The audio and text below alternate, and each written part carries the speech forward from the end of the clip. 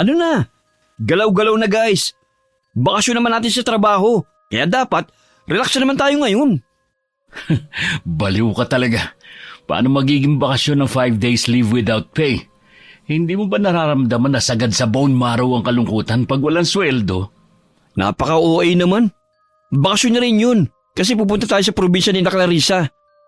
Baka may mga chicks dun. Yan. Diyan ka magaling. Mukha kang chicks. Nakailang balik ba ang manuscript mo? Hindi nga yan umaabot sa chief editor. Sige lang. Tumawa ka lang, Jomar. Porkit hindi mo alam ang pinagdadaanan ng mga taga-editorial section.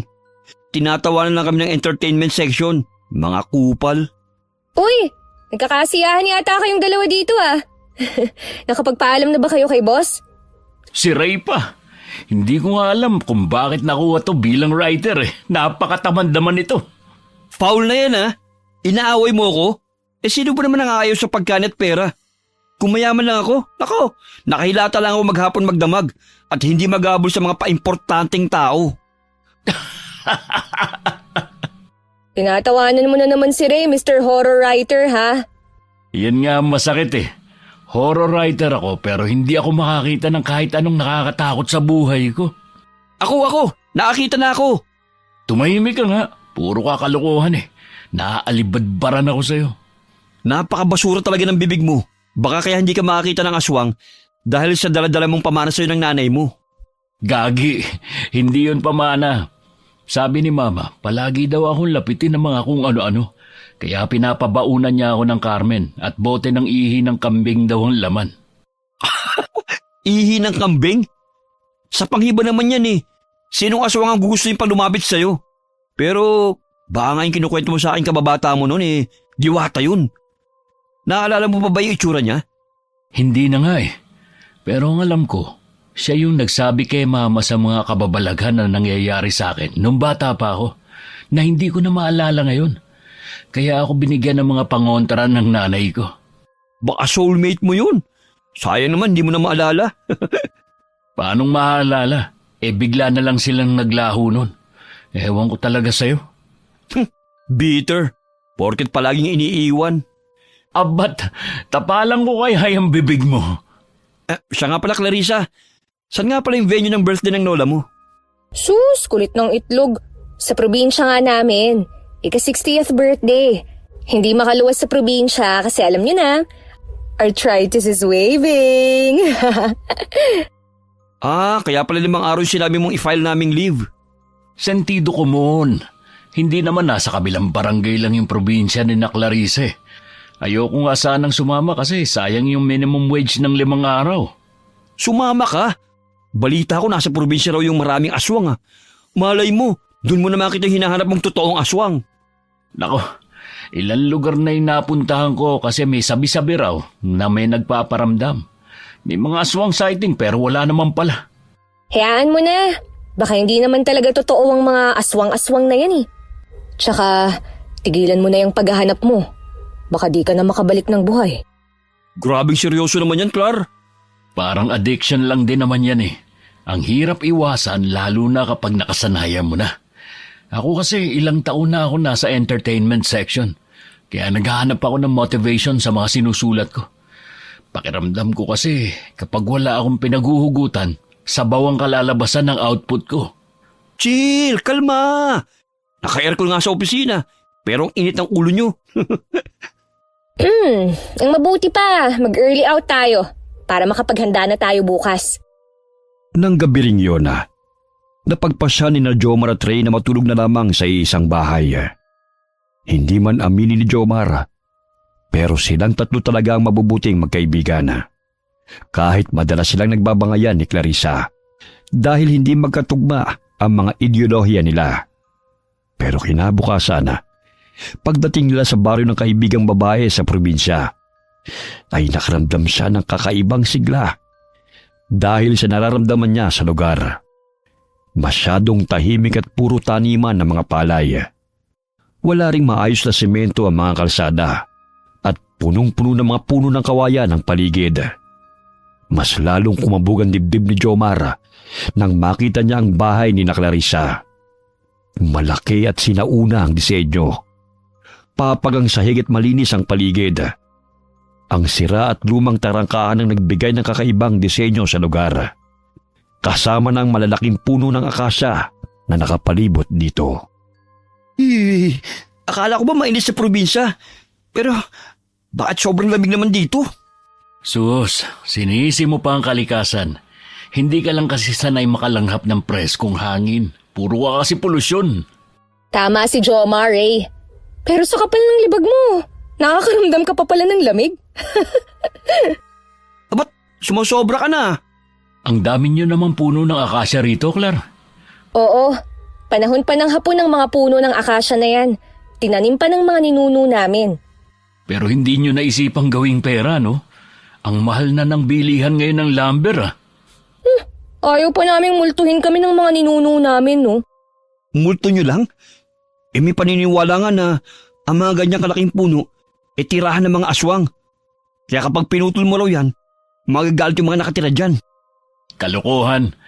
Kung pagpuputol lang pala ng puno ang solusyon para makakita ako ng aswang, magpapaalam na ako sa iyo, Clarissa, na bibiliin ko yung pinakamalaking puno ng akasya. Utot mo! Lolo mo na yung mga puno. Yung edad mo ngayon hindi na nga magwa 1/4 sa edad ng mga puno namin . Pwede ba paawat na kayo sa puno ng akasya? Huwag yun ang pag-usapan, please. Baka marinig pa kayo ng mga nakatira dyan . Naririnig naman kita, Ugok. Malamang katabi kita . Hay nako, Ray. Naririnig ka ni Clarissa kasi siya raw yung nakatira sa puno ng akasya. Maganda ka naman. Pero sigurado akong hindi ka mangangalahati sa ganda ng mga diwatang nakatira dyan. Sino ka para ikumpara ko sa mga pipitsuging diwata na yan? Wala akong alam tungkol sa puno ng akasya na sinasabi mong pugad ng mga mahihinang elemento na yon. Kung ikaw yung nakatira dyan, ibig sabihin nun, aswang ka? At ano kami? Ba't mo kami dinala dito? Para gawing alay? Clarissa, kumalma ka muna. Hindi naman siguro seryoso yung sinasabi ni Ray. Ikaw kasi, yung bunganga mo talaga kahit kailan. Boo! Ututo ko talaga kahit kailan, Ray. Hindi ka na mabiro. Ang ibig kong sabihin, naririnig kita. Kasi dito ako nakatira. Sa bahay na yan. At pagmamayari namin ng mga akasyang nakikita mo. Ano? Napakawalang hiya mo talaga, Clarissa. Hindi ko talaga alam kung kailan ka seryoso at kung kailan ka nagbibiro . Sinong nakatira sa akasya at sinong aswang? Nya! Aswang! Aswang! Ikaw ang lalaki ka? Aray ko, ba't mamato ka? May aswang nga, tumakbo na tayo. Sabi ko naman sa inyo na maraming mga elemento nakatira dyan sa puno ng akasya . Huy, ate ko yan. Ate naman kasi, ba't ba nakasuot ka na ng facial mask? At kasalanan ko pa ngayon?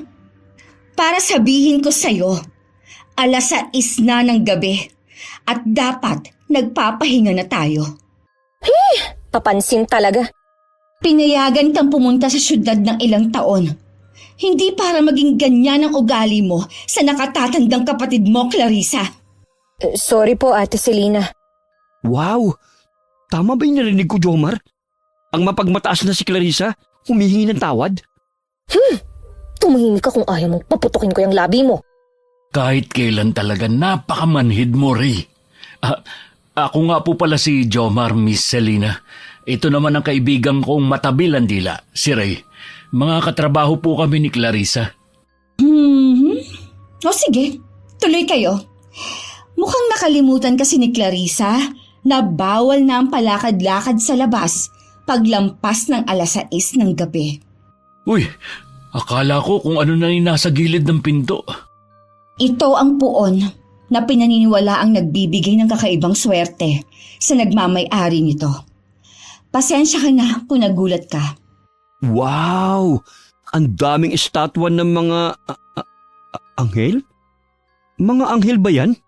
Oo, mga anghel yan. Koleksyon ng tiyahin namin sa abroad na matagal lang namayapa. Pero bakit nakatakpi yung palad sa mukha nila? Shy angel pa yung tawag dyan? Ay, naku Ray. Sinabi ko na sa yung masayang manood ng mga documentaries eh. Ang tawag sa mga statwa na yan ay Weeping Angel. Weeping Angel? Umiiyak ng mga anghel? Bakit naman nakabalandra sila na parang mga gwardiya sa pasilyo? Inilagay namin sila sa may pasilyo kasi dapat nasa labas sila. Kaso, sa init ng panahon, bumibitak kaya naisipan na lang naming ipasok. Pero, nasa may bandang pinto pa rin. Jomar ang panghalan mo, di ba? Hindi ko akalain na alam mong tungkol sa Weeping Angel. Ay, hindi naman gaano, miss. Napukaw lang kasi niya yung atensyon ko nung nanonood ako ng palabas na Blink. Naalala ko lang na nakalaban ni Doctor Who yung ganyang mga statwa. Ang alam ko ang Weeping Angel, ginawa para maalala mga kahihiyang nagawa ng mga Time Lords na naging anghel kalaunan. Kaya naghihiganti pa rin sila hanggang nagawa ang statwa na yan. Yun ba yung mga anghel na kapag lumingon ka at hindi ka nakatingin sa kanila, gumagalaw? Yung pumapatay ng tao? Ibig sabihin, hindi na natin pwedeng tanggalin yung tingin natin sa kanila? Baka mami nasa likod na pala natin sila, tapos saksakin tayong... Tumahimik ka na nga. Kung ano-ano talaga yung lumalabas sa bunganga mo eh. Pasensya ka na, Miss Selena. Pagod lang siguro si Ray. Ewan ko ba dito sa isang kaibigan mo, Clarissa? Kung mamamatay tao ang mga estatwa namin dito, matagal na dapat akong patay, hindi ba? Oo nga no, ba't di ko kaya naisip yun? Clarissa, gusto mo ba talagang balanse ang buhay mo, no? Ha? Ano, te? Oo. May kaibigan kang matalino. Meron namang bobo.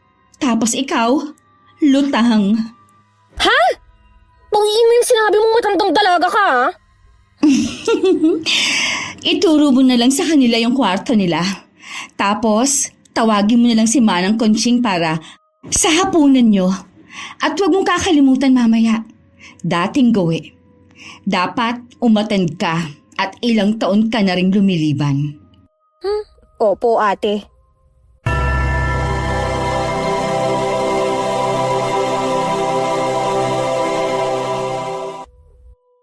Grabe. Ang ganda-ganda ng kapatid mo, Clarissa, pero ang bigat ng presensya niya. Para mapapao ko lang kung anong sabihin niya sa'yo eh. Paanong hindi bibigat ang presensya? Kung ano-ano yung sinasabi mo. Naiinsulto mo na yung pamilya niya. Malay ko ba? Isara mo na lang yung bibig mo, Ray. Kung wala namang lalabas na mabuti dyan. Oh, sakto. Andito na si Manang Conching. Manang, pakiayos na nga ho yung higaan ng mga bisita ko sa taas. Ako na lang ang bahala sa pagkain namin.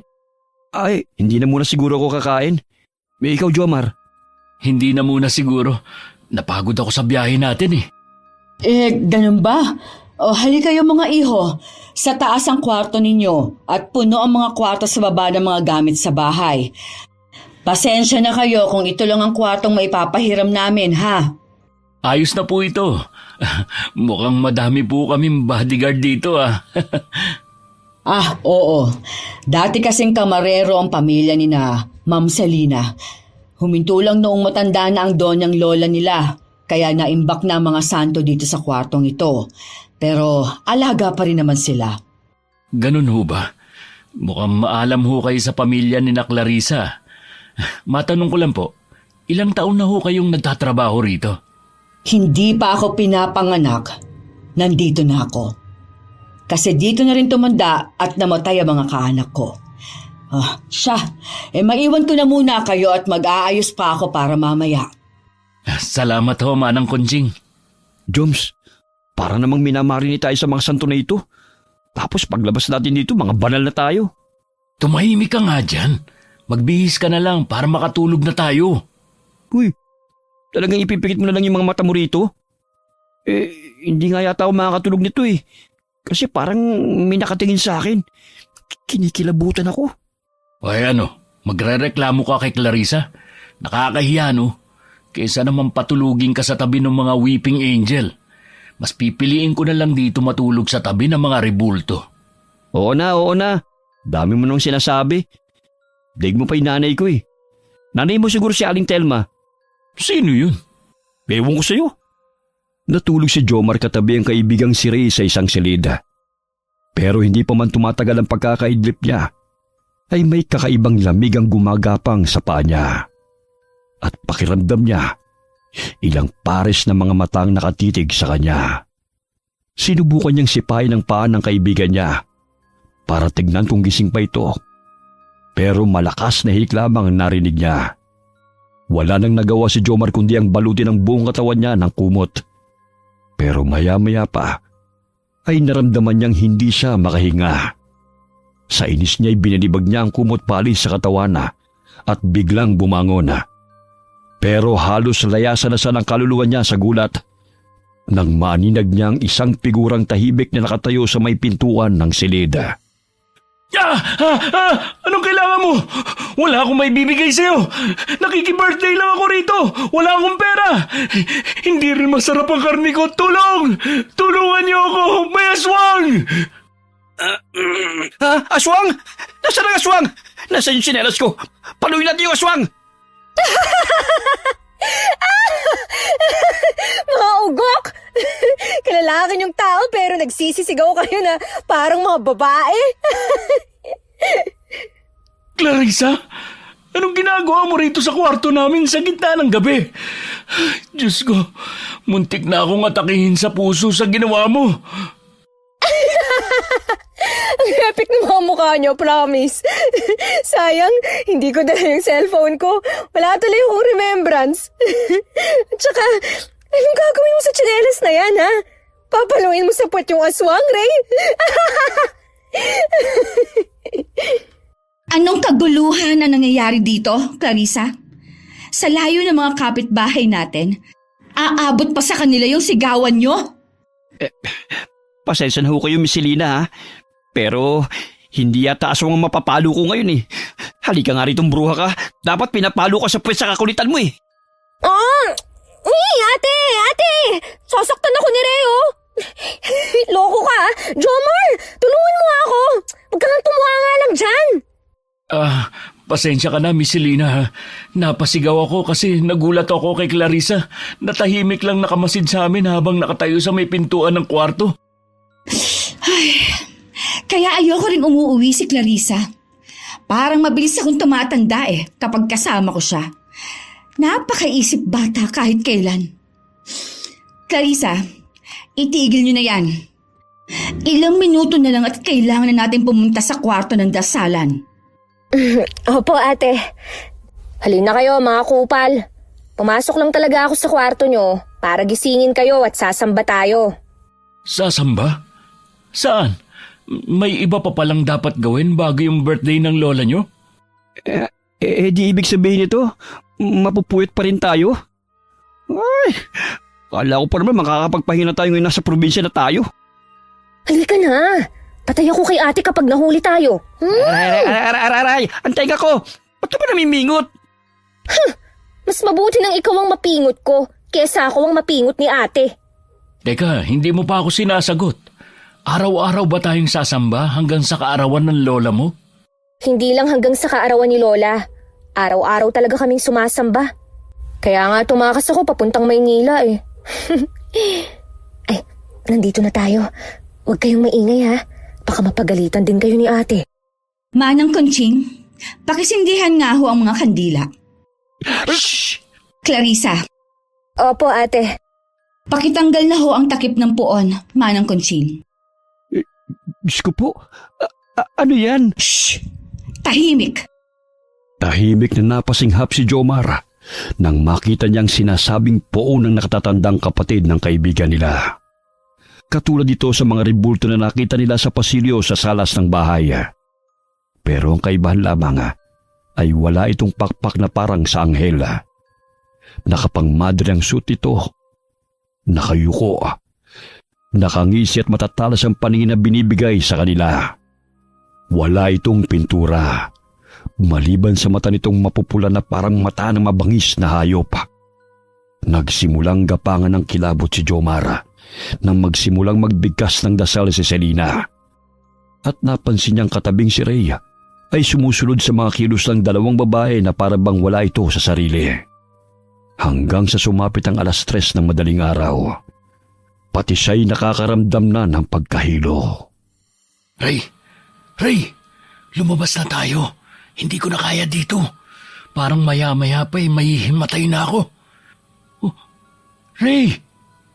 Huwag mong sabihing natutulog kang walang yaka. Nag-sleepwalk ka ba? Ay, Diyos ko naman, Ray. Gising! Sobrang bigat ng nararamdaman ko.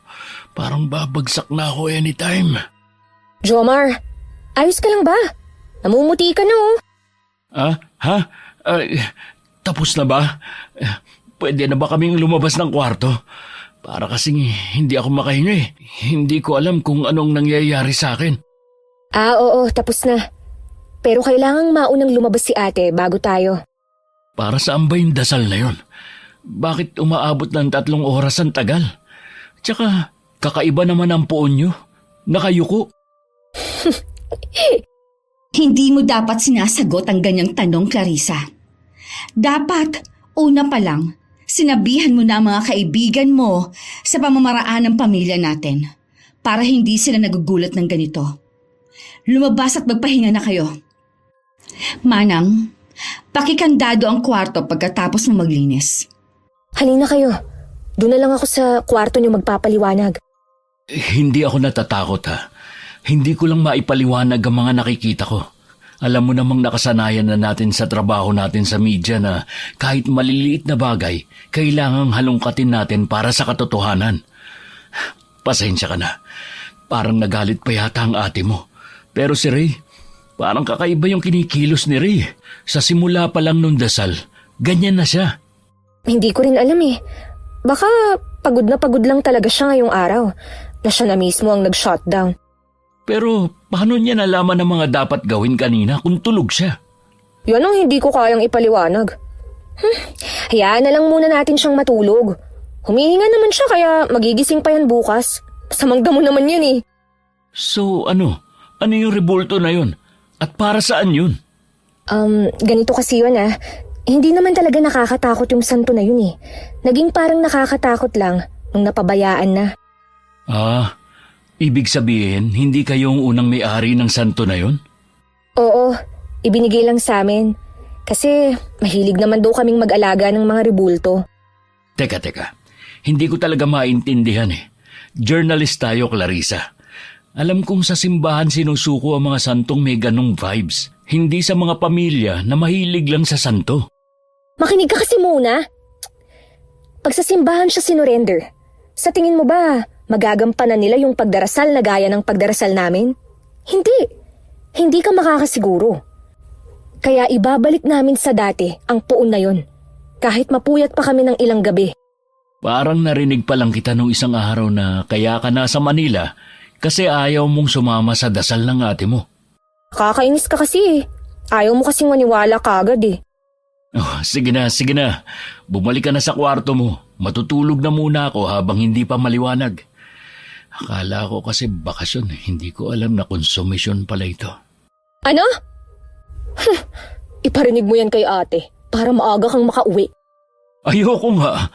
May kailangan pa akong gawin dito sa probinsya nyo. Sigurado akong malaking scoop to. Hello, mataas na sweldo next month. Yuhu! Ewan ko sa'yo. Scoop mo yung mukha mo. Parang kanina lang kinakabahan ka eh. Tapos halos hilahin mo na ako. Alis na nga ako. Hindi na pinigilan ni Jomar na umalis si Clarissa dahil hindi na siya komportable. Bumabalik na naman kasi ang sensasyon na tila may nakatingin sa kanila. Mga matang tila may masamang balak. Kaya naman hindi na maiwasan ni Jomar na kilabutan na dahil sa nararamdaman na. Hindi na lamang niya ito pinagtuunan ng pansena at nagkumot na lamang at saka pinilit ang sarili na makatulog. Nagising na lamang si Jomar nang gisingin siya ni Manang Kunching para mag-agahan. Sige po, Manang Kunching. Lalabas na po kami. Bilisan ninyo at huwag niyong pag-antayin si Selena sa hapag na mag-isa. Baka magalit na naman yon. Po? Sige po. Gigisingin ko lang si Ray, Manang. Psst! Ray! Gising na, huy! Hindi ako sumama sa'yo para maging alarm clock mo, ha? Huy! Huh? Hala, bakit sobrang taas ng lagnat mo? Teka, kukuha lang ako ng planggana at bimpo para medyo lumamig ka. Oh, ba't nagmamadali ka, Jomar? Clarissa, buti nandito ka. Hinahanap ko si Manang Punching kasi hihiram sana ako ng palanggana at bimpo. Sobrang taas ng lagnat ni Ray. Teka, ako na lang ang magdadala sa kwarto nyo. Jomar, bakit parang hindi kayo mapakali? Binalikan kita at naandun na pala si Ma'am Selena sa kusina. Pwede ho bang mauna na kayong kumain? Hindi ko kasi alam kung ano nangyayari kay Ray. Bigla na lang tumaas yung lagnat niya. Ayos pa naman yun kanina eh. Ganun ba? Pwede ko ba makita yung kaibigan mo? Opo, sige po. Nasa kwarto siya.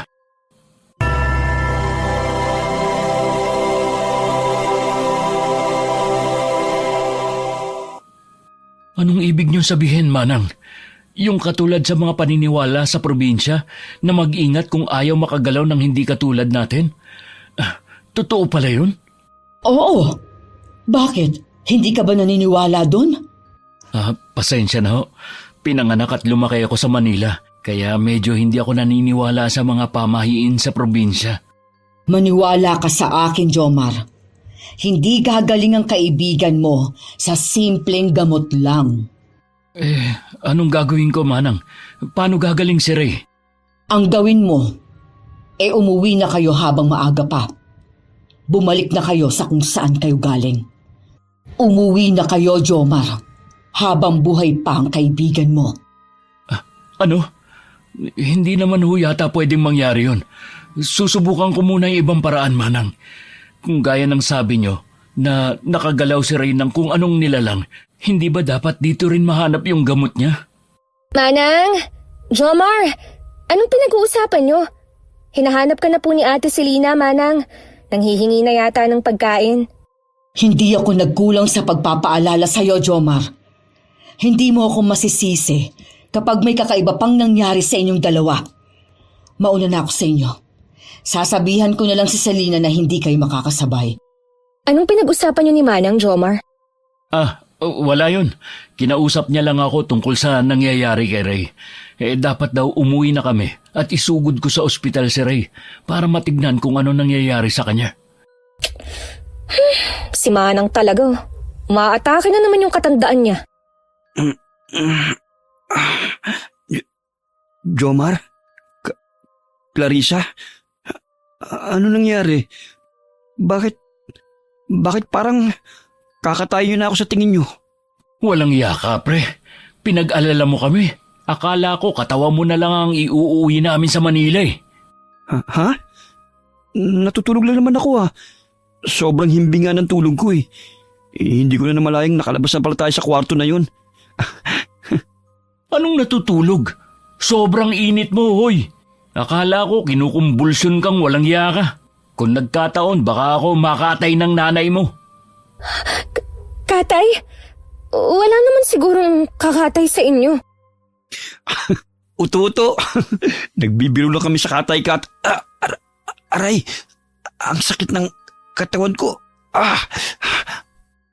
Hoy, pare. Huwag mo nga kaming pinagloloko. Hindi. Masakit talaga yung katawan ko. Parang akong binugbog. Ubus na ubus yung lakas ko Parang hinigop yung lakas mo. Sabi ko na sa'yo nilalagnat ka nga kanina. Bigla ka na lang hinimatay nung nasa kwarto tayo ng dasalan. Kwarto? Dasalan? Sakit ng ulo ko. Ray! Huwag mong pilitin kung hindi mo maalala. Baka kung ano pa mangyari sa iyo Gagaling ka rin, Ray. Nabigla ka lang siguro sa biyahe kahapon. Jomar, umuwi na tayo. May nilalang akong nakita kanina. Maitim. Sobrang dilim. Maitim siya. Sinasakal niya ako habang nakalod tayo kanina. Gusto niya akong kunin, Jomar. Umuwi na tayo sa Maynila. Parang awa mo na. Ray! Ray! Gumising ka! Tumaas na naman yung lagnat niya. Baka nagde-deliryo na si Ray. Pabibilhin ko na lang ng gamot si Manang Conching habang ikaw naman, Jomar. I-cold compress mo siya, ha? Para bumaba yung lagnat niya. Maiwan ko muna kayo. Hindi na alam ni Jomar ang nangyayari. Nabubuhay ang dugo niyang mag-imbestiga sa nangyayari dahil isa siyang mamamahayaga. Pero nakasalalay naman ang buhay ni Rhea kung hindi siya makikinig sa payo sa kanya ni Manang Conching. Nang humupa saglit ang lagnat ni Rhea, ay napili na munang magkape ni Jomar sa may balkonahe ng bahay para malinawan ang isip niya. Pero hindi pa nga siya nakakatatlong higop sa kanyang kape, ay nakaramdam na siya ng malamig sa kanyang tabi. Agad na kumabog ng malakas ang dibdib ni Jomar sa kaba. At nang unti-unti niyang nilingon ang katabi, ay bumungad sa kanya ang isang malaporselanang balat na nakakapit din sa barandilya ng balkonahe. Anong kailangan mo? Hindi ako masarap. Wala akong kwenta kaya wala kang mapapala sa akin. Si Ray na lang yung kunin mo. Paano mo nalaman na kukunin kita? Lumapit pa lang naman ako sa'yo Basta, lasang kape ako kaya hindi mo ako makakain. Kape na yung dugo ko eh. Jomar, ayos ka lang ba? Sa ganda kong to, ha? Magagawa ko bang makapanakit ng ibang tao? Ikaw pala yan, Miss Selena. Akala ko kung ano na eh. Pasensya ka na. Madami lang akong iniisip. Halata nga. Humihigop ka pa sa tasa mo. Pero hindi naman nakakaabot yung kape sa labi mo. Pero parang sarap na sarap ka pa. Bakit ka nga pala nandito? Maghahapon na. Akala ko magbo-beauty rest ka na. Kanina pa talaga kita hinahanap. May gusto kasi sana akong itanong sa'yo. Ha? Ano naman yun? Parang kinakabahan naman ako dyan. Kakakape mo yan, Jomar. Hindi nga. Itatanong ko lang sana kung single ka. Single? Ano naman po yan tanong nyo, Miss Selena? Single na single po ako. Fresh from birth. Never been touched but kissed.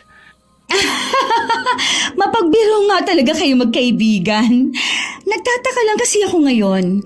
Kayong dalawa lang kasi ni Ray yung hindi nagpapahiwatig sa akin. Kahit magdadalawang araw na kayong nandito sa bahay. Nanood na yata ang trabaho hanggang sa buto ko. Kaya hindi ko na maisip yung pagnanobya. Kung ako na lang kaya, ayaw mo ba sa magandang nobya? Ang pait. Maglalagay muna ako ng asukal ha. Oh, Jomar! Ba't para kang ini-LBM dyan? Ay, ano ba yung ate mo, Clarissa? Napaka-random naman. Ha? Si Ate Selena? Bakit? Anong nangyari? Baka maging mag-inlo tayo ha. Sabihan mo yung ate mo na huwag akong masyadong akitin. Baka mamaya hindi ko na siya pakawalan. Walang iya ka. Parang kailan lang. Parang takot na takot ka pa kay ate. Tapos ngayon, bumabanat-banat ka na dyan, ha? Hindi, puwera biro. Babalikan ko na muna si Ray at baka kung ano na nangyayari sa kanya. Sus, ewan ko sa'yo. Kakain na tayo maya-maya. Kaya kung kaya nang bumangon ni Ray, isama mo na lang siya sa kusina. O sige, nandito na rin naman ako sa tapat ng kwarto namin. Mauna na ako sa iyo, Clarissa.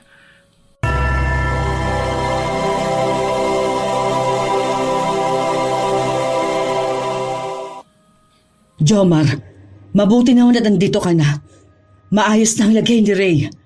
Dinakdakan ko na ang bunbunan niya ng suka at binulungan ko na rin siya para hindi na siya paglaruan ng kung ano sa bahay nito. Dinakdakan? Ano ho yun, Manang? Proseso yon na pangtanggal ng mga usog o kung ano-ano pang gawa ng mga hindi tulad natin. Gusto mo bang maging manggagamot kaya ka nagtatanong? Kayo naman ho, Manang. Alam niyo namang manunulat ako. Siyempre, kahit maliliit na bagay, importante sa akin. Basta may makuha akong impormasyon. Nga pala, buti at nabanggit mo yung tungkol sa maliliit na bagay. Mukhang alam ko na ang gumalaw sa kaibigan mo, kaya dapat ka rin mag-ingat. Ano ba yan, Manang? Lalaki ako pero sa totoo lang, kinikilabutan ako sa tuwing nagbibigay ka ng babala sa amin Sa tuwing lalabas ka at pakiramdam mo ay may nakasunod sa'yo at wala ka namang makita sa iyong likuran, ang gawin mo lang, yumuko ka. Po? Yumuko ako? Oo, yumuko ka at silipin mo ang nilalang sa ilalim sa pagitan ng iyong hita. Wala naman sigurong mangyayaring ganon, Manang. O siya, paparoon na ako at maghahanda pa ako ng hapunan ng 2 amo ko. Nahulog sa matinding pag-iisip si Jomar habang nakatitig sa walang malay niyang kaibigan. Matagal na siyang nakakaramdam ng mga kakaibang nangyayari sa bahay na tinutuluyan nila. Pero pasimple lamang niyang binabaliwala ang lahat sapagkat hindi pa naman siya nakakakita ng mga aswang o mga supernatural na mga bagay. Nakaramdam ng uhaw si Jomar kaya nagpasa siyang lumabas ng kwarto. Pero habang naglalakad sa pasilyo ay hindi niya maiwasang makaramdam ng tila may nakasunod sa kanya. Lumingon-lingon siya sa paligid pero mga ribulto lamang ang nakikita niya.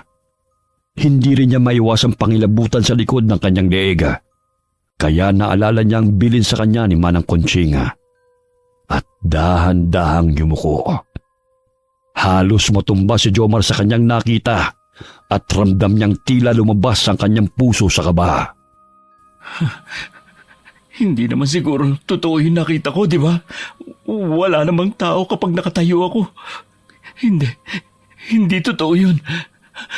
Kailangan ko makausap si Manang Conching. Kailangan ko siya makita agad. Boo! Ay, Diyos ko! Huwag niyo po muna akong kukunin. Gusto ko pa makauwi sa Manila. Anong nangyayari sa'yo? Parang nakakita ng hindi maganda. Ano ba, Clarissa? Palagi ka nalang sumusulpot ng pabigla-bigla. Mamamatay ako sa sakit ng puso dahil sa'yo Ano ba kasing nangyari sa'yo?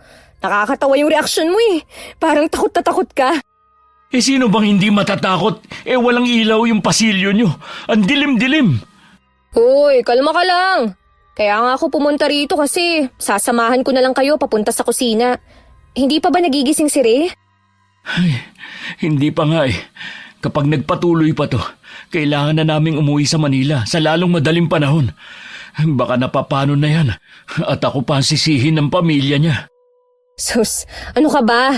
Ayos lang yan si Ray. Napagod lang yan sa biyahe natin. Halika na nga. Kanina ka pa hinahanap ni ate. Oh, kanina ko pa kayo hinihintay.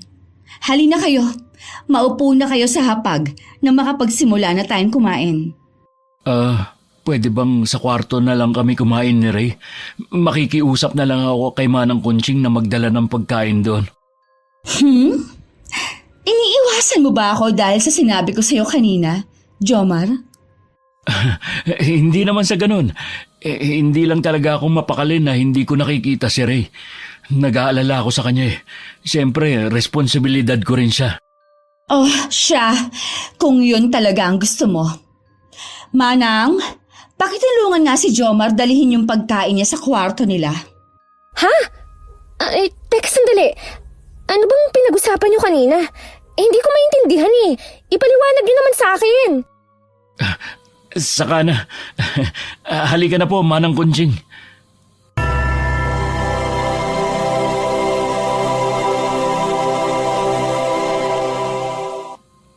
Bakit nagmamadali ka makalabas sa hapagkainan, Jomar? Manang, may sasabihin ako sa inyo.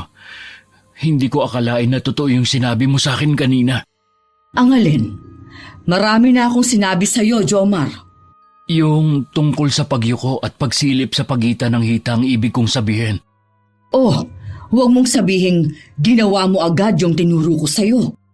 Yun na nga ho ang problema Ginawa ko kanina at hindi kayo maniniwala sa sasabihin kong nakita ko.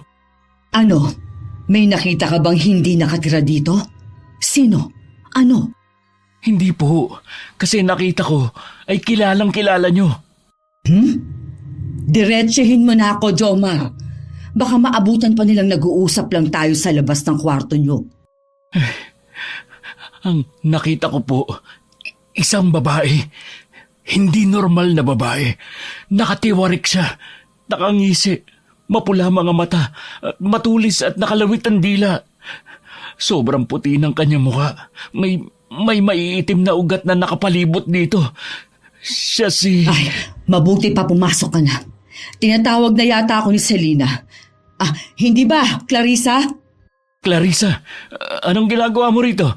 Hindi pa kayo tapos kumain ng pinsan mo, di ba? Pinagmamadali ni Ate Selena si Manang Conching kasi may iuutos siya sa matanda. Ganun ba? Papasok na lang muna ako at baka nakakaistorbo pa ako sa inyong dalawa. Maraming salamat sa paghatid ng pagkain, Manang. Ako na lang ang tutulong sa'yo sa pagdadala ng pagkain mo sa loob ng kwarto. Ray! Jomar! Gising na si Ray! Sinasabi ko na nga, Abi. Pagod lang yan si Ray. Ray, ayos ka lang ba? May masakit ba sa'yo? Masakit ba yung ulo mo?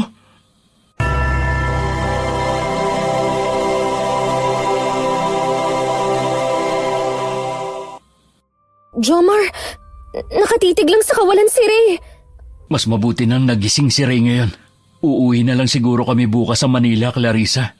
Baka hindi na kami makadalo sa kaarawan ng lola mo. Ano? Hindi pwede yan. Ang ibig ko sabihin, baka kailangan niyo munang magdasal ngayong gabi? Magdasal? Hindi ba pwedeng umabsent na muna kami? Alam mo namang hindi mabuti ang kalagayan ni Ray, di ba?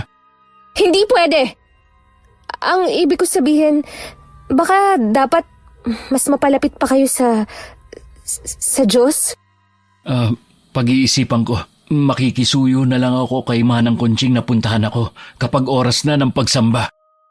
Hindi na alam ni Jomar kung saan pa siya kumukuha ng tapang na harapin ang lahat ng pagsubok na ito. Lalo na ang pagdalo sa oras ng pagsamba, kung saan nagsimulang magbago si Rhea. Pilit din niyang inaalala ang dasal na binabanggit ng dalawa nung nakaraang gabi. Pero tila nagka-amnesia na siya at wala siyang maalala ng mga oras na yon. Dahil sa malakas na pakiramdama, kumuha si Jomar ng bulak sa dala niyang mga gamit at nilagay ito sa kanyang bulsa.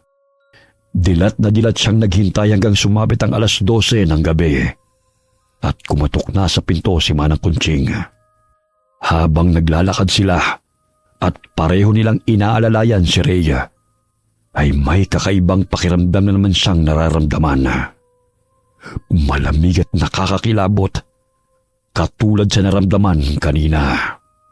Nga pala, Manang Conching, hindi ko natuloy yung sasabihin ko kanina kasi naging abala na rin ako kay Ray. Marami pang daraan na araw para sa sumbong mo, Jomar. Sa ngayon, ito ang tatandaan mo. Sa oras na pumasok kayo sa kwarto ng dasalan, malaki ang tsansa na hindi na kayo makalabas ng buhay. Ha? Kung ganun po, mas mabuti ang desisyon kong lumuwas ng Maynila kasama si Ray. Hindi. Huli na ang lahat, Jomar. Nagsisimula na sila. Hindi mo na maibabalik sa dati si Ray. Anong ibig niyo sabihin?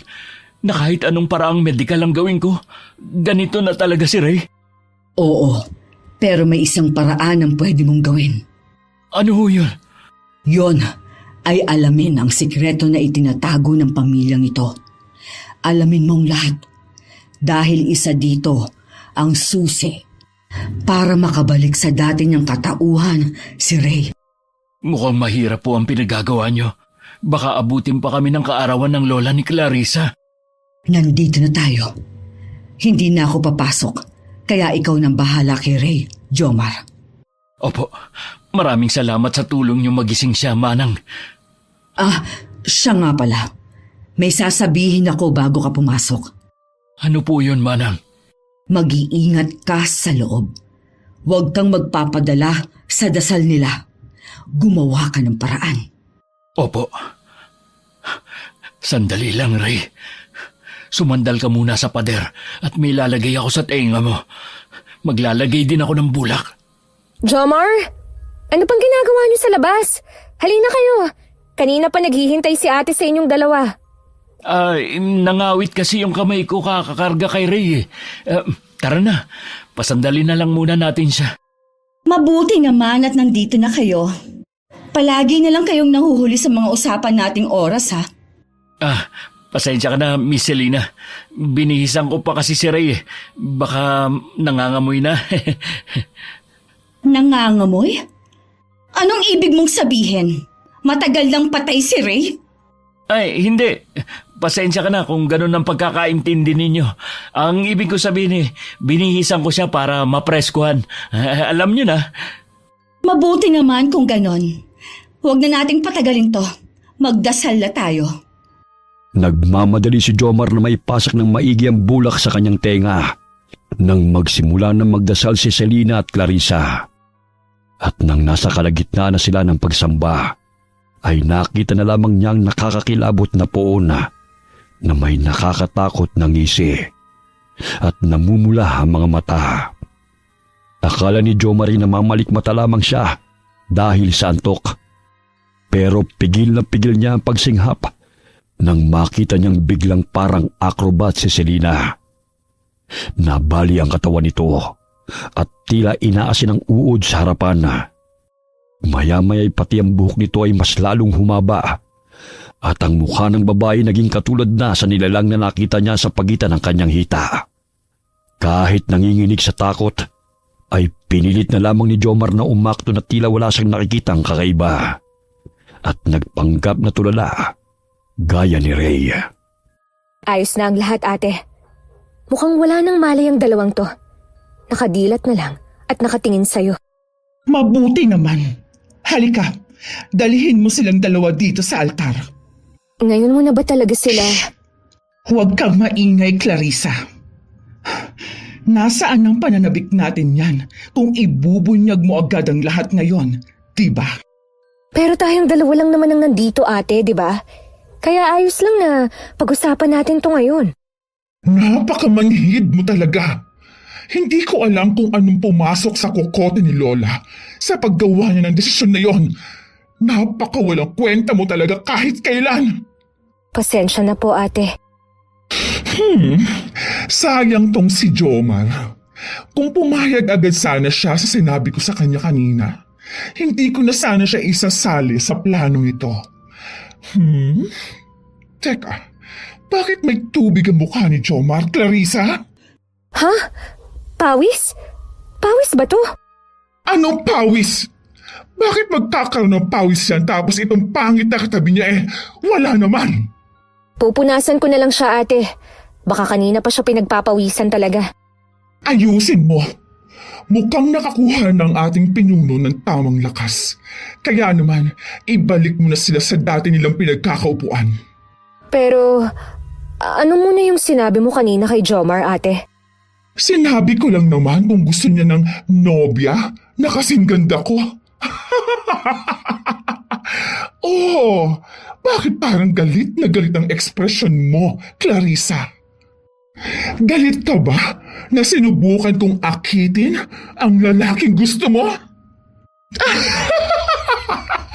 Kasi kung hindi ka mahina, kung tinanggap mo lang sana ang pagiging mandurugo mo, makakaya mo na rin ang ginagawa ko ngayon. Hindi ho ako galit, ate. Namamangha lang ako kapag ginagamit mo yung abilidad mo.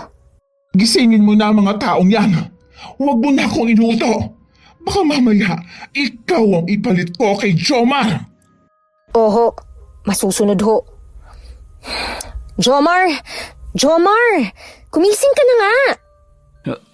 Ha? Ano nangyari? Tapos na ba yung pagsamba? Wala na dito si ate, kaya pwede na kayong bumalik sa kwarto. Pasensya ka na ha. Sobrang napagod yata ako kahapon kaya hindi ko na malayang nakatulog na pala ako. Ganun ba? Mabuti naman. Halika na, tulungan na kita sa pagpasan kay Ray pabalik sa kwarto nyo. Hindi na kailangan. Malapit lang naman yon. Matulog ka na. Malamang pupuntahan kami ni Manang Kunching para tignan yung kalagayan namin. O sige, sabi mo eh. Sure ka na ba? Pwede naman kitang tulungan. Oo naman, kaya ko na to. Sige, mauna na ako sa inyo. Inaantok na rin ako eh. Ray, halika na. Hindi ka naman siguro magpapabuhat ngayon, no? Naglalakad ka na nga kanina eh. Ha? Ba't ka tumigil? Halika na.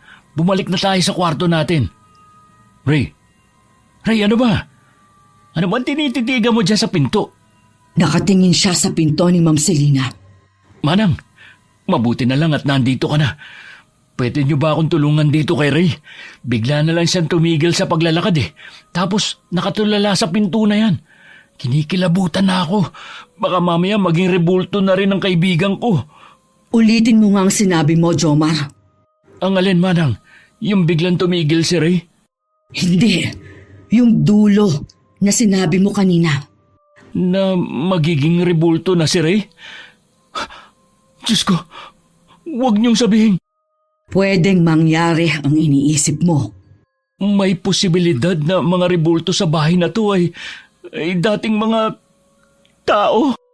Kailangan mo na kaagad mahanap ang lunas ni Ray habang hindi pa huli ang lahat. Pero bisperas na bukas ng kaarawan ng lola ni Clarissa. Tama. Kunin mo ang pagkakataon na yon na hanapin ang lunas kasi madaming tao bukas. Walang makakapansin sa'yo kung kikilos ka ng kakaiba. May plano na kasi kung dalhin si Ray sa manggagamot bukas. Tapos dediretso na kami ng uwi. Hindi ko alam ang plano mo, Jomar.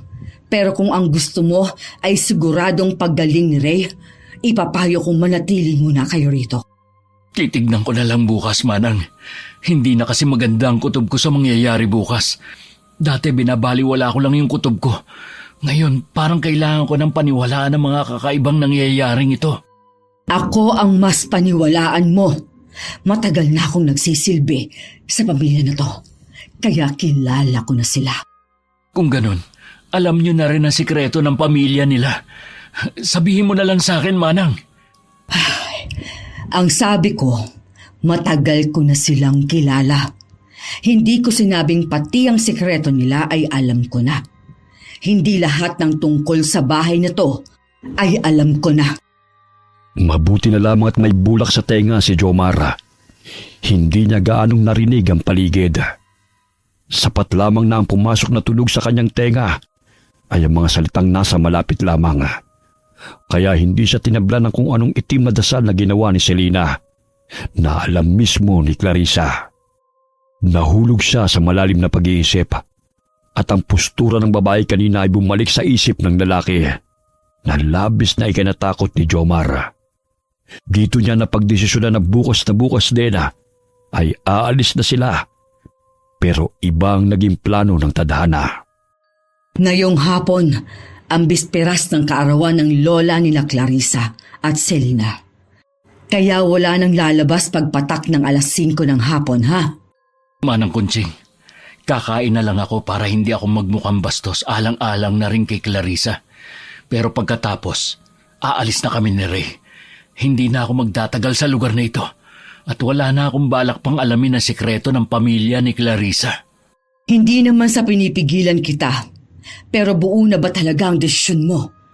Delikado nang lumabas pagpatak ng 5:00. Hindi naman po yata kami kasali dyan kasi aalis na kami. Ikaw ang bahala. Nagkamalay na ba si Ray? Hindi pa po. Kaya baka sa probinsya ko na po muna kami pansamantala at maghahanap ako ng manggagamot doon. Ang saya-saya ko. Kaarawan na ni Lola. Nandito pa ang mga kaibigan ko. Tutulungan niyo akong maghanda, ha? Maghanda saan? Siyempre, saan pa? Eh di sa birthday ni Lola. May sasabihin nga pala ko, Clarissa. Ha?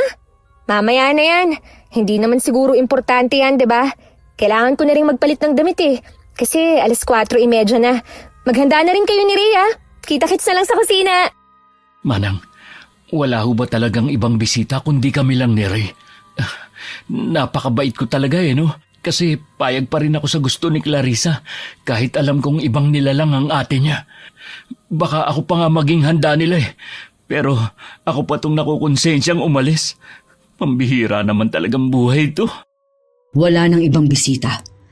Kaya sigurado akong magagalit si Clarissa kung magpapaalam kang aalis ka na ngayon. Hindi naman ngayon na agad, Manang. Kakain muna kami tapos aalis na. Oh, siya. Wala naman akong magagawa kasi nasa labas naman na yung mga bagahe niyo ni Ray. Pasensya na po. Gusto niyo hubang sumamang tumakas, Manang? Nakakakonsensya naman po kung iiwan namin kayo rito. Salamat. Pero dito na yata ako mamamatay. Kinakabahan Mana. Mahigpit ang hawak ni Jomar sa kamay ni Rhea para mahila niya kaagad ito kung sakaling magkatotoo ang masamang kutob niya, habang tahimik silang kumakain sa mesa. Maraming handa kahit 4 lamang silang nagsasalo-salo. May mga kakaibang putahe na noon lamang niya nakita. Ngunit hindi na siya nag-usisa pa at baka luto lamang ito sa probinsya ni na Clarissa. Napansin niyang wala nang lamang tubig ang pitsela, kaya nagboluntaryo siyang kumuha ng maiinom sa kusina. Pagpasok pa lamang niya roon ay nakaramdam na siya ng tila malamig na hangin at kurot sa kanyang tiyana dahil sa biglaang matinding kaba. Nakita niya ang isang malaking itim na kaldero at hindi niya alam kung anong pumasok sa isip niya nang buksan niya ito. Malakas na napasinghap si Jomar at halos masuka siya sa nakita. Pero pilit niyang pinakalma ang sarili para hindi siya mahalata at matiwasay silang makalis sa demonyong lugar na yon ni Rhea. Ray, bakit nakangiti ka dyan? Nakakausap ka na ba? Bigla na lang umiti ang kaibigan mo nang lagyan ko ng karne yung plato niya. Ngumiti? Hindi naman ngingiti si Ray dahil sa binigay mo sa kanya eh. Kasi hindi siya mahilig sa karne. Ganun ba? Pero nakita ko namang sinubo at nilunok niya yung karneng binigay ko Ha? Nilunok? Ayos ka lang ba, Jomar? Masama ba ang pakiramdam mo? Pwede ba akong pumunta sa banyo? Isasama ko si Ray at sisipilyuhan ko. Baka kasi magalit siya sa akin at pinakain ko ng karne. Vegetarian pala si Ray? Pero, nung unang araw, kahit ano naman yung kinakain niya. People change. Banyo muna kami. Oo nga, Jomar. Bakit ka magbabanyo? Ray, nakakapagsalita ka na? Walang hiya ka? Pinag-alala mo ako? Ha? Ayos lang naman ako Anong ayos? Ngayon ka lang nagsalita ulit. Ewan ko sa'yo. Nababaliw ko na yata, Jomar eh. Hindi mo ako naiintindihan. Ngayong magaling ka na, may kukwento ko sa'yo. Paanong bigla ka na lang nakapagsalita na parang walang nangyari sa'yo? Dahil yata sa karne na kinakain ko. Hindi naman nasusuka si Ray gaya ng sinasabi mo. Ayos lang ba, Selena? May pag-uusapan lang sana kami ni Ray. Jomar! Ano bang nangyayari sa'yo? Kanina ka pa aligaga. Sisirain mo ba yung kaarawan ng lola ko? Paano kung masisira? Wala naman dito yung may birthday, hindi ba? Ano ba kayo? Magtigil kayong dalawa! Nag-aaway kayo sa harap ng hapagkainan! Magdasal na tayo, Clarissa! At kayo namang dalawa, kung gusto ninyong magbanyo na kayo! Hindi na lumingon si Jomar at hinila na lamang ang kaibigang si Rhea. Kinakausap niya ito habang mabilis silang naglalakad. Pero hindi na naman ito sumasagot. Nang tignan ito ni Jomar, nakita niyang wala na namang buhay ang mata ng lalaki at nakatitig na naman sa kawalan. Hindi niya na alam kung anong gagawin. Parang inaalis na siya ng katinuan dahil sa nararamdamang takot. Gaya ng nakasanayan niya, mas inuna niyang makatakas sila kaysa mag-isip pa ng kung ano-ano. Pero bago sila lumabas, nilibot niya muna ang buong bahay para hanapin si Manang Kunching para isama itong tumakas. Pero ni anino nito ay hindi niya makita. At yun na yata ang pinakamaling desisyon na nagawa niya nang makita niyang nakahalukip-kip na si Selena na nakangisi at nakasandal sa pader ng pasilyo ng bahay. Selena, anong ginagawa mo rito? Ikaw ang dapat na tanungin kung ano ang ginagawa mo. Bakit hila-hila mo sa kung saan ang kaibigan mo? Hindi naman to ang daan papunta sa banyo. Hindi ba? Hindi ko kasi kabisado ang pasikot-sikot ng bahay na to eh. Banyo ba talaga ang hinahanap mo? O may iba ka pang planong puntahan? Ha? Wala naman. Nako. Hindi ko naman hahayaang mawala ang masarap na handa ni Lola. Handa? Uy, wala. Hindi ako nagsasyaron, Selena. Wala akong kinukuhang ulam. Hindi naman luto na ulam yung sinasabi ko. Clarissa, alam mo na ang gagawin. Clarissa, anong ibig sabihin nito? Bitiwan mo ako. Ba't ang lakas-lakas mo? Saan mo ako dadalhin? Alam ko na ang plano mong umalis, Jomar. Akala mo ba wala akong tenga at mata sa bahay na to? At napakadamot mo naman kung dadalhin mo rin ang walang kwenta mong kaibigan. Anong gagawin nyo? Anong ginawa nyo kay Manang Kunching? Jomar. Nag-aalala ka pa sa matandang nagbenta sa inyo ng kaibigan mo? Ay, ayos lang yan. Hindi mo naman na mararamdaman ang galit namin. Kasi, hindi ka naman naaabutan ng bukas. Ano? Clarissa, ikaw rin? Walang hiya kang babae ka. Anong gagawin mo sa amin ni Ray? Eh ano pa? Kinaibigan ko kayo para gawing alay sa araw na ipapasa na sa akin ng lola ko ang mutya ng mga aswang. Aswang? Totoo kayo? Oo! Totoo kami! Malas mo lang. Hindi mo na kami magiging pulutan sa diaryong pinagsusulatan mo. Tama na yan, Clarissa. Itali mo na sila sa altar. Naghihintay na ang lola sa kwarto ng dasalan. Ang lola? Mabuti naman at naisipan niya ng tigilan ng laro na inumpisahan niya.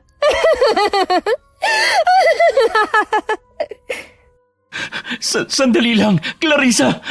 Pag-usapan muna natin to. Bakit mo akong tinatali? Ray, gumising ka. Gising ka na kanina. Kawawang Jomar. Binigyan ka na nga ng babala ni Manang Kunching. Pero hindi ka pa rin naniwala. Sinasabi na rin sa'yo ng matandang yon ang paraan para gumaling ang kaibigan mo. Pero wala kang ginawa. Hindi naman siguro tama na tawagin na Manang ang lola natin, ate. Ano? Lola niyo si Manang Kunching? Hindi ka ba nagtataka na wala kaming pinapakilalang lola kahit nakaarawan niya? Hindi. Akala ko lang na nasa malayong lugar pa ang lola niyo, kaya wala pa siya rito. Anong ibig sabihin nito? Kawawa ka naman. Masyado ka ng in denial, Jomar. Yan ang problema mo. Hindi ka masyadong nagtitiwala sa sarili mo. Kaya ito ang nagtulak sa'yo sa ganitong sitwasyon. Bakit ako? Bakit kami pa ni Ray, Clarissa? Marami din naman tayong katrabaho ah. Kaya bakit kaming dalawa pa napili mong biktimahin? Nakakadiri kayong mga lalaki. Mabibilang na lang sa kamay ang matitino.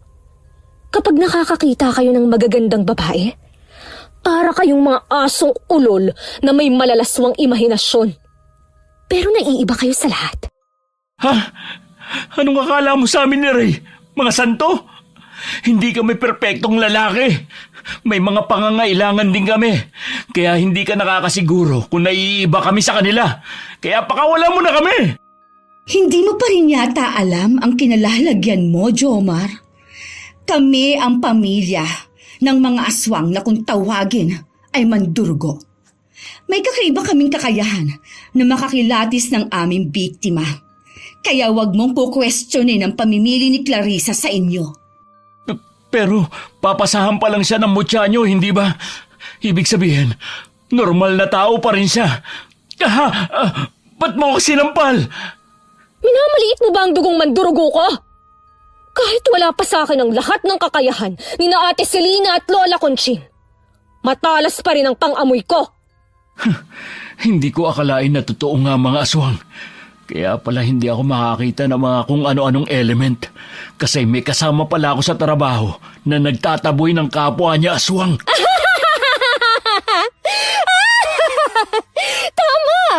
Tama ka dyan. Kaya ngayon, maging masunurin kang alay at tulungan mo na lang ako sa pagiging lubos kong mandurugo. Hindi ako papayag na mamatay na lang dito at hindi maisulat ang mga naranasan ko.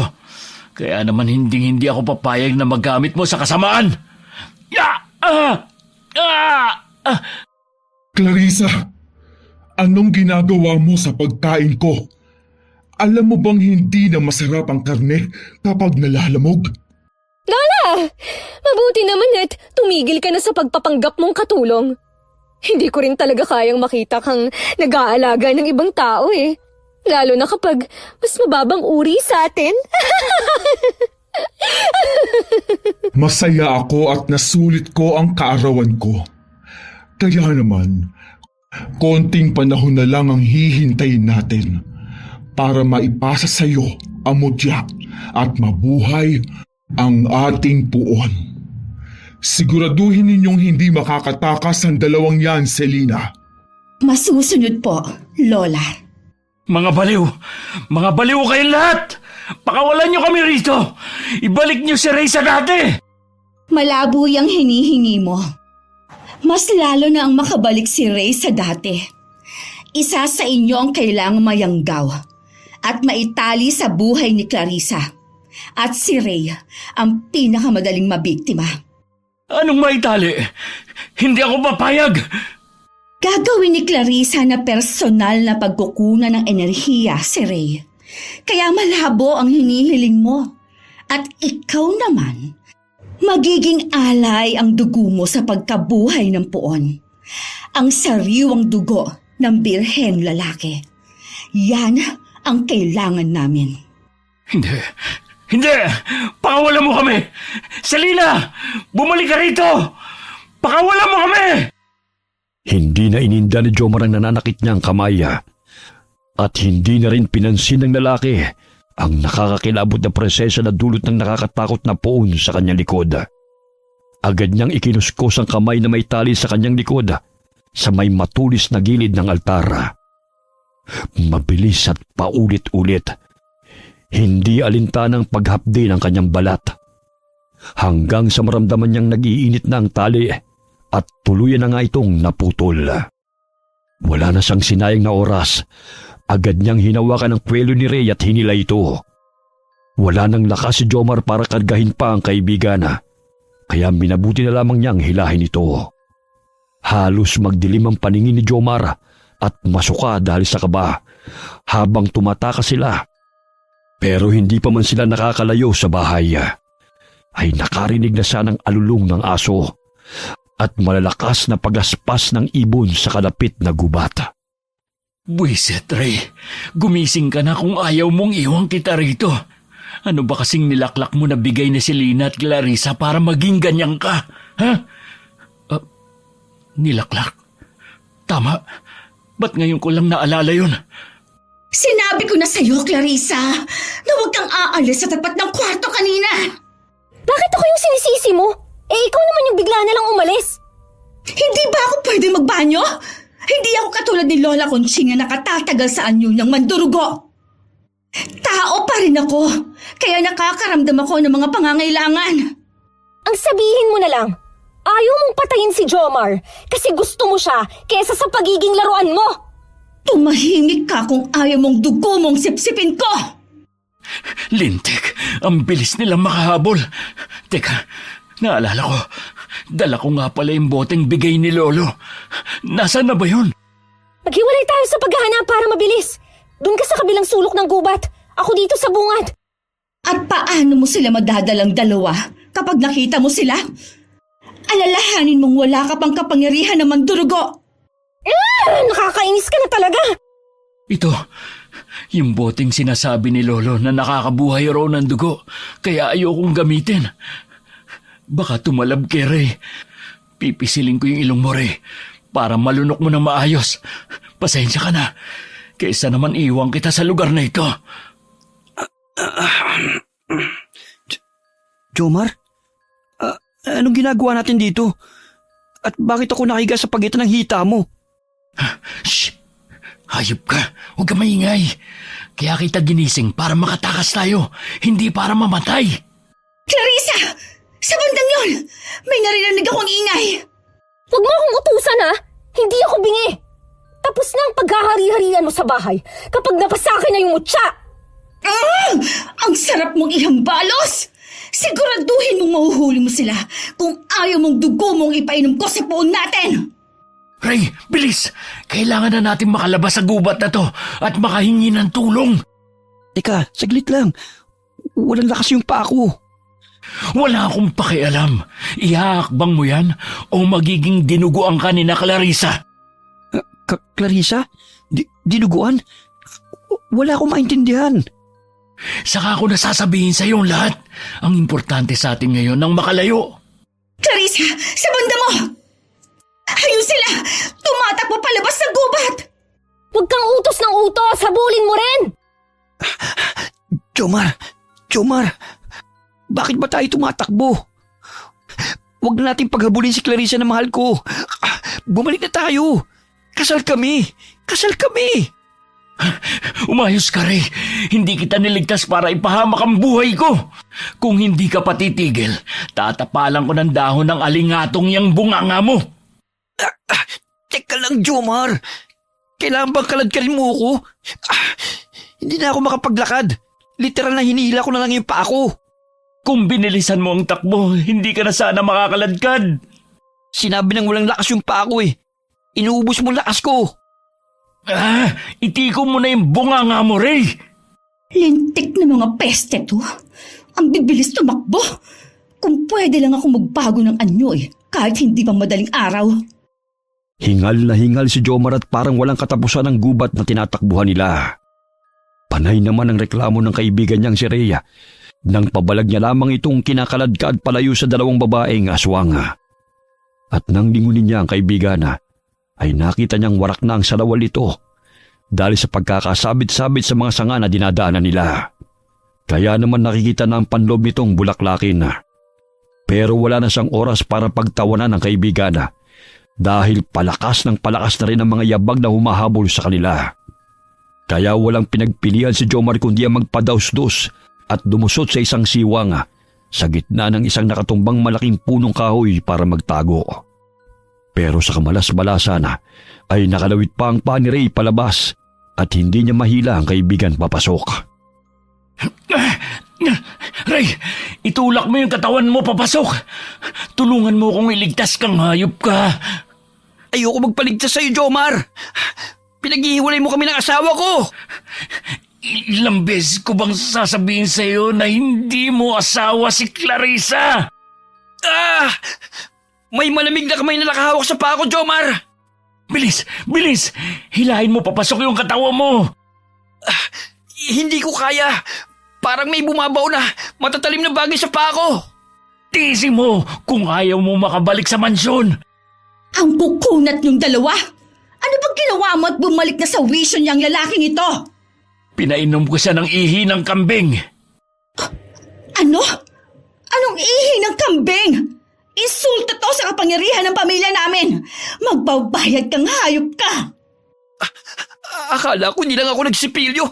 Ang baboy naman ang ginawa mo sa akin, Jomar! Bitiwan mo ako! Hindi pwede. Nababaliw ka na ba? Sasayangin mo ba yung paghihirap kung itakas ka sa mga baliw na yun? Bitiwan mo na ako! Baka maputo yung isang pa ako!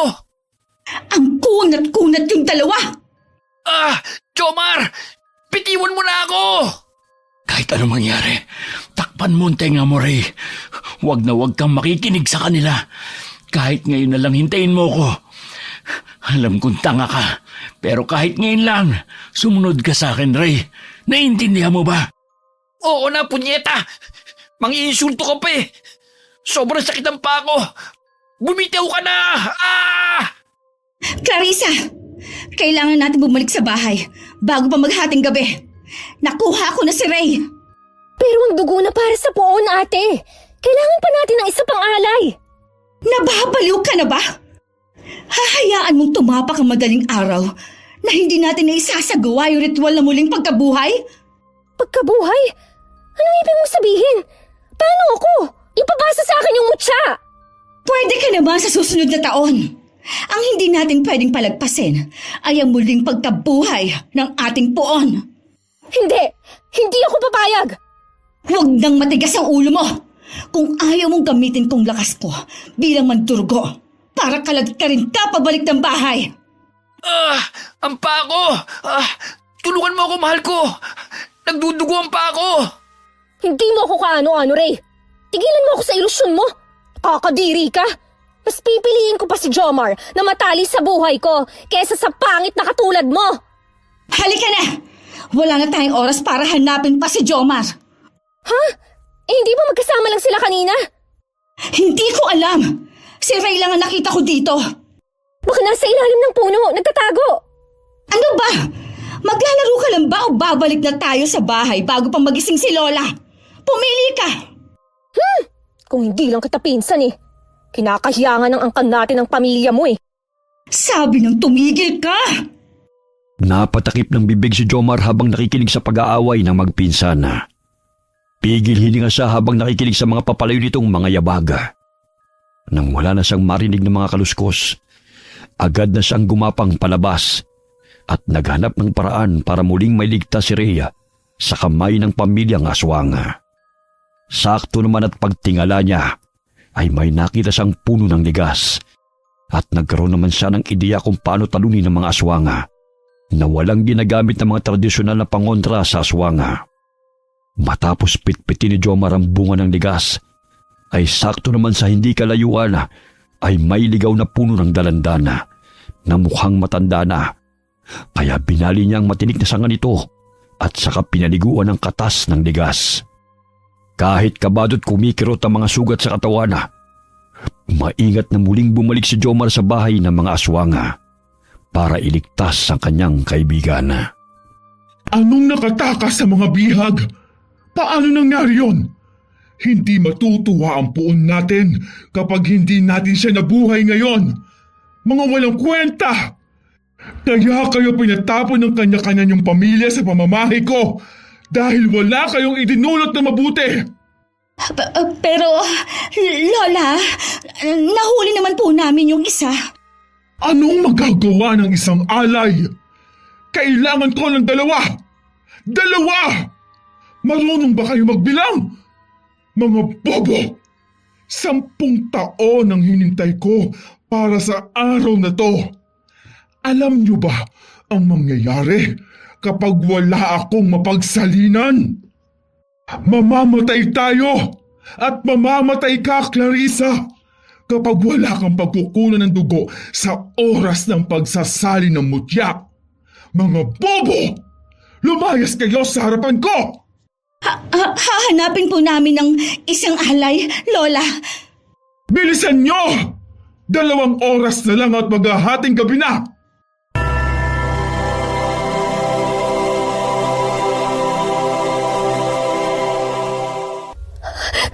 Mamamatay ako! Mamamatay ako! Ayoko pang mamatay! Kailangan kong mahanap si Jomar. Hindi pwede to. 5 taon ko siyang inakit. Hindi pwedeng wala siyang silbi. Hindi pwede to. Hindi pwede! Umayos ka, Clarissa. Kailangan na ulit nating lumabas ng gubat. Maaabutan pa natin si Jomar kapag nagmadali tayo. Ano? 2 tayong aalis? Paano si Ray? Paano kung makatakas na naman siya? Anong gagawin natin? Ayoko pa mamatay. Magiging makapangyarihan pa ako mandurugo katulad ng pawn natin. Aray! Kailangan kitang sampalin para magising ka sa katotohanan, Clarissa. Kahit kailan, hinding-hindi kita hahayaang lamangan ako. Walang kabutihang nananalaytay sa dugo nating mga aswang.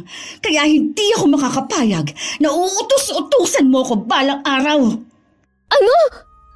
Napakatuso mo talaga. Alam kong tinago mo si Jomar para hindi matuloy ang pagsasali ng mutya sa akin. Saan mo siya hinayaang magtago? Sa gubat? Sa gubat? Aha! Sa loob ng putol na kahoy na yun ba? Magaling ka rin no? Pero tingnan lang natin kung hanggang saan ang galing mo. Clarissa! Maldita kang babae ka! Matapos ng ginawa ko sa'yo, bumalik ka dito, Clarissa! Lumabas ka na dyan. Wala na si Clarissa. Bakit mo ko tinutulungan, Selena? Hindi ba ang mas mahalaga ay mailigtas mo ang kaibigan mo? Bilisan mo na. Habang hindi pa pumupunta sa silid-dasalan si Lola. Gusto mo bang tumakas kasama namin? Alam kong hindi mo gagawin na kumampi sa mga taong kagaya namin nang walang dahilan. Hindi ko kailangan ng tulong mo. Kung gusto kong tumakas, matagal na akong tumakas. Bilis na! Naaamoy ko na ang Lola na paparating na dito. Lintik. Ray! Ray! Halika na! Pakakawala na kita. Huwag mong sabihin wala na namang lakas yung mga paa mo para tumakbo. Jomar, natatakot ako. Totoo bang iaalin na yung dugo ko para mabuhay itong nakakatakot na puon sa likod natin? Oo, kaya nga sinabi ko sa iyong bilisan mo ng pagtakbo kanina. Jomar! Huwag mo nang kalaga ng tali ni Ray! Papalakas yung amoy na nasisinghot ko! Dito! Bilis! Magmadali kayo! Sundan niyo ako! Aha! Sinasabi ko na nga ba Buti na lang at nakinig ako kay Lola. Clarissa! Akala ko nasa gubat ka! Sinabihan ako ni Lola na bantayan kita dahil wala siyang tiwala sa mga ikinikilos mo. Tama nga siya. Kampi ka pa rin talaga sa mga tao. Kaya pinatay ni Lola ang nanay at tatay mo. Tumigil ka, Clarissa! Hindi mo ko kaya kapag nagpalitan niyo ako ngayon. Kawawa ka naman. Gusto mo pang mamuhay na parang tao, hindi ba? Paano ka magiging tao kung hindi ka na makakabalik sa anyong tao mo kapag nagpalit ka sa pagiging mandurugo mo ngayong pulang buwan? Ha? Katulad ni Mama at Papa, kaya kong isakripisyo ang buhay ko para sa mga taong mahalaga sa amin. Baliw, baliw, baliw, baliw ka! Pilit mo pa rin inaalala yung kababata mo na wala namang maalala tungkol sa'yo. Wala na kwenta si Jomar. Kaya bakit mo pa siya nililigtas? Sinabi ko na sa'yo, huwag mong hahawakan ng mga taong importante sa akin. Magbabayad ka! Napanganga na lamang si Jomar nang makita niyang biglang pumuti ang buong katawan ni Selena. Mas lalong humaba ang buhok at kukong maitim. Ang mga mata nito'y pumula at may mga maliliit na ugat na lumitaw sa mukha nito. Parang tipikal na vampira ang babae. Nakita naman niyang pumwesto na tila naghahanda si Clarissa para sa pagsugod ni Selena. At ilang segundo lamang ay nagsalpukan na ang dalawang aswang. Kahit hindi nagbabagong anyo si Clarissa, malakas pa rin itong nasasangga ang mga kalmot ni Selena. At napapantayin pa rin ito ang bilig ng babae. Pero ang hindi niya inaasahan ay ang pagsugod ng isang figura papunta kay Selena. Kaya walang pinagpilian si Jomar kundi kunin ang sandata niya at sinangga ang atake ni Manang Conching at pinaulanan niya ito ng sunod-sunod na pag-atake at tinamaan niya ang dibdib nito. Buwet! Hindi ko akalaing makakahanap ka ng paraan para makagawa ng sandata na panlaban sa aswang. Pero hindi na kayo magtatagal ng apo ko. Magpaalam na kayo sa mundong ito. Hindi ko hahayaan na buhayin niyo ang puon! Ako nang bahala sa dalawa, Jomar. Sirain mo ang puon sa may altar para hindi na matuloy ang binabalak nila. Hindi! Hindi! Hindi ako papayag na masira mo ang matagal na naming inaasam! Jomar, bilis! Clarissa, mahal ko. Alam kong hindi ka masama, kaya tigilan mo na yan. Naiinis na talaga ako sa kamamahal mo. Wala na akong pakialam kung wala na kaming alay. Ikaw ang uunahin ko! Si Ray! Ray! Hindi!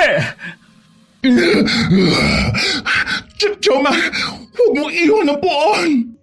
Hindi ko hahayaan na sirain mong pinaghirapan ko. Ako nang magiging pinakamalakas na mandurugo sa buong angkan namin. Ah! Ang kamay ko! Bitiwan mo ang kamay ko! Hukluban! Ah! Anong klaseng armas yan? Ba't nasusunog ang balat ko? Pagbabayaran mo to!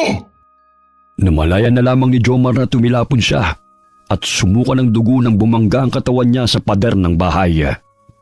Umuubo-ubo siya nang lapitan siya ng matandang aswanga at hinawakan sa leeg.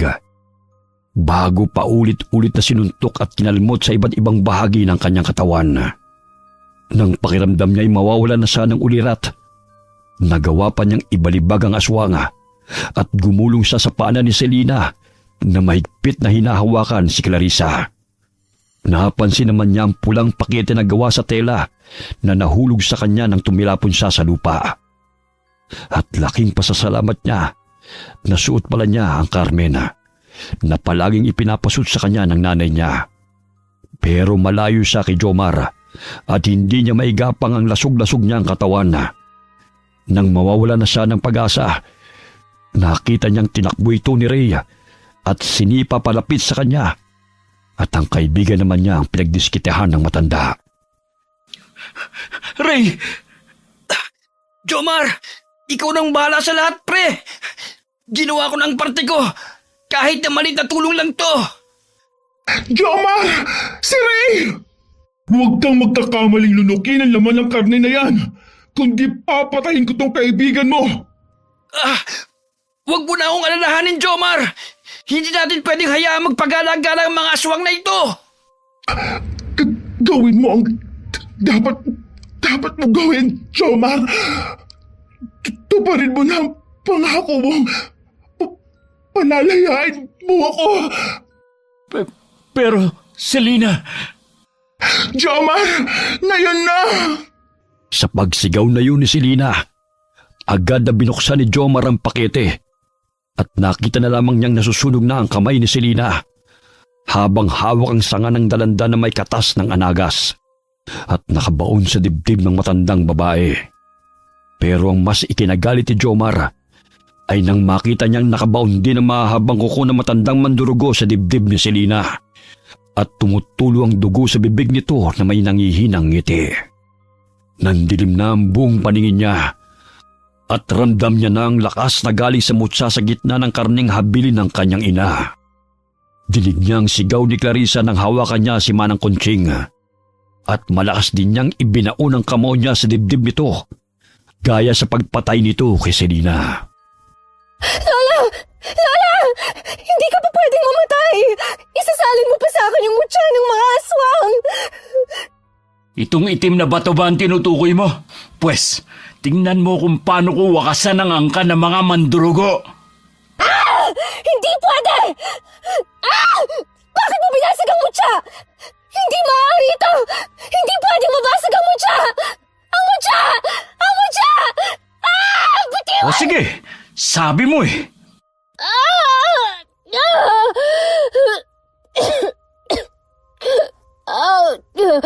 Magbabayad ka sa ginawa mo! Dahil hindi ako mamamatay tao na katulad niyo, Clarissa, hindi kita papatayin. Tutiwan mo ang buhok ko! Huwag mo akong kalat ka rin! Papakawalan naman kita eh. Pero hindi ako sigurado kung mabubuhay ka pa kapag nasugatan ka ng tinik ng dalandan at laso ng anagas. Wag! Maawa ka sa akin, Jomar! Hindi ba... May pinagsamahan pa rin naman tayo. Hindi mo yun gagawin sa akin, diba? Para sa buhay na kinuha niyong maglola. Para kay Selina. Magbabayad kang walang yaka! Babalikan kita! Babalikan kita at ang angkan mo naman ang uubusin ko! Sige lang, Clarissa. Tumakbo ka lang. Tignan natin kung hanggang saan na lang ay tatagal mo. Jomar, ayos ka lang ba? Nagdurugo na yung sugat mo. Ayos lang ako. Hindi pa dito nagtatapos ang paghihirap natin. Ha? Anong ibig mong sabihin? Halika, tulungan mo akong tanggalin ang tela ng puon na ito. Naalala ko na yung sinabi sa akin ni Selena nung mga bata pa kami. Ano? Magkababata kayo ni Selena? Paano mo nakalimutan ang importanteng bagay na yun? Alam mo, sakitin ako nung bata pa ako, hindi ba? Naalala ko lang to nung malunok ko ang mutya na bigay sa akin ni nanay na ibinigay ng ama't ina ni Selena. Ano? Diyos ko, kung di pa tayo mamamatay, hindi mo pa maaalala. Patapusin mo muna ako. Naaamoy ko pa yung panghinang ihi ng kambing sa bunganga mo. Bullshit ka talaga. Ikaw may kasalanan kaya mapanghiyang hining ako eh. Magkababata kami ni Selena at pinangako ko sa kanyang babawiin ko ang labi ng kanyang lola na tinago ng tiyahin ng kanyang ama. Para makalaya sila sa pangalan ng pagiging aswang, kailangang sunugin ang katawan nito. Isa naman natin hahanapin yung katawang yun, Aber. Ang poon na yan. Ano? Bangkay talaga ang nasa ilalim ng tela na yan? Oo, ang kinikilalang poon ng mga aswang dahil ito ang pinakamakapangyarihang mandurugo noon. Binuhat ni Jomar ang labi ni Selena na hindi pa nagiging abo, katulad ng isang normal na aswanga, at itinabi niya ito sa altara kung saan nakahiga ang naagnas na katawan ng lola nito. Gamit ang posporo na nasa gilid at gamit ang telang ibinalot sa katawan ng bangkaya, sinilaban ito ni Jomar at saka sila lumabas ng bahay ni Rhea. At mula sa malayo ay tinatalo nilang tinutupok ng malaking apoy ang kahoy na bahay ng pamilyang aswanga hanggang sa magliwanag ang buong paligid at ang natira na lamang ay ang ribulto ng mga anghel at mga santo. Lumipas ang panahon at naging isang alaala na lang ang lahat.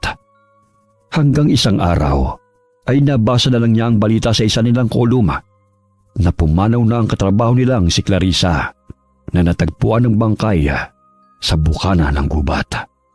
Okay, sana po nagustuhan niyo ang aming kwento ngayon. Shout out po tayo kay Irma Umali from Italy na isa po sa mga solid inkong natin. Salamat po sa inyo, ma'am. Shout out kay Elaine at Ate Rose. Happy birthday in advance from Atesco family. Hi kay Mami Giselle. Hi kay Pisyang Molina. Hi kay Loida Sadicon from Marinduque. Hi kay Rosette Ersando. Hi kay Sara Baruel from Talisay, Cebu City. Hi kay Pendi Hayoyoy from Dubai. Shout out kina Aris, Roy, George, Roland, Jeff, Kenneth, Cardo, and Christian. Kamusta po kayong lahat yan? Shout out kina Bella and Yani Regio. Salamat po sa inyo. Hi kay Nida Agulto. Shout out sa Hatulan family. Shout out sa Encolar family at Abuyo family at kay Elizabeth Abuyo. Kamusta po kayong lahat dyan? Hi kay Hani Austria from Tokyo, Japan. Hi kay Benny Ocampo from Tagaytay. Shout out sa Ugal family, lalo na kay Catherine Ugal from South Cotabato. Hi Positive Floor Dasig from Quezon City. Hi Zenaida Harbert from San Antonio, Texas, USA. Hi kay Cristina Santelices. Hi kay Josefina Coracha. Hi Periwinkle Rose from Valenzuela. Hi kay Arlene Torquisa. Shout out kina RV and Rosalind Risnes. Alright, maraming salamat po sa inyong lahat and God bless us all.